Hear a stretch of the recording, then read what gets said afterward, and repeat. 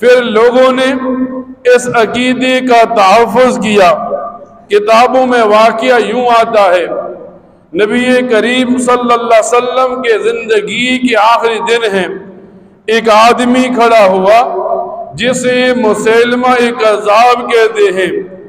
اس نے نبی کریم صلی اللہ علیہ وسلم کو لکھا، آپ بھی نبی رہے، مجھے بھی نبی مان لیا جائے، آپ اپنے آپ کو بھی نبی کہیں، لوگوں سے کہیں مجھے بھی نبی مانے۔ اب جب یہ واقعہ ہوا، نبی کریم صلی اللہ علیہ وسلم نے حضرت ابو بکر صدیق سے فرمایا، اس کے خلاف لشکر تیار کرو، اور مسلمانوں کا سب سے پہلا اجماع بھی نبی کریم صلی اللہ علیہ وسلم کے بعد عقیدہ ختم نبوت کے تحفظ پر ہوا۔ مسیلمہ کذاب نے ایک صحابی حضرت حبیب کو گرفتار کر لیا اور اپنے سامنے اپنے دربار میں پیش کیا۔ اب مسیلمہ کذاب حضرت حبیب کو مخاطب کرتا ہے اور یوں کہتا ہے، تیرا نبی کریم صلی اللہ علیہ وسلم کے بارے میں کیا رائے ہے، تیری میرے بارے میں کیا رائے ہے؟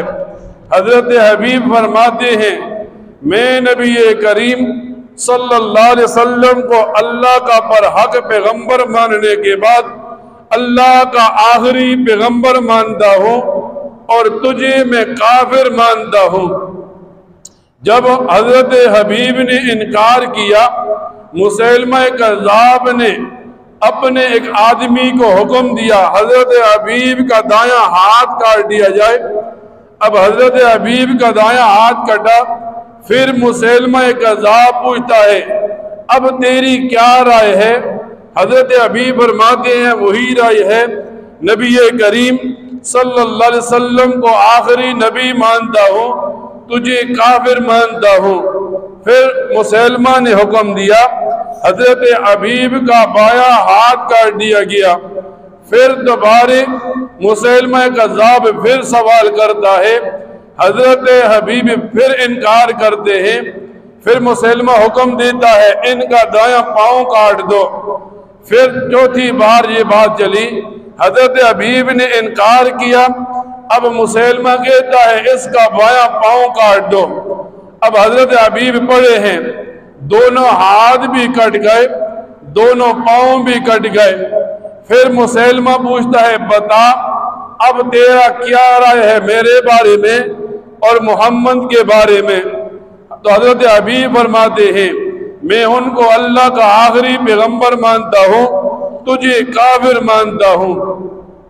مسیلمہ حکم دیتا ہے، اب حضرت حبیب کے کان کاٹ دیے گئے، ناک کاٹ دی گئی، زبان کاٹ دی گئی، یہاں تک کہ آنکھیں نکال دی گئی۔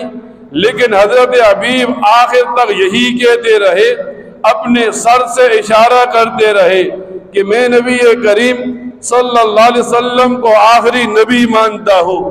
جب حضرت حبیب شہید ہو گئے، ایک آدمی دوڑتا ہوا مدینے آیا، حضرت حبیب کی والدہ کو یہ بات بتائی، تیرے بیٹے کے ساتھ ظلم ہوا، اس کے جسم کے ٹکڑے ہو گئے، وہ نبی پاک کی ختم نبوت کے لیے شہید ہو گیا۔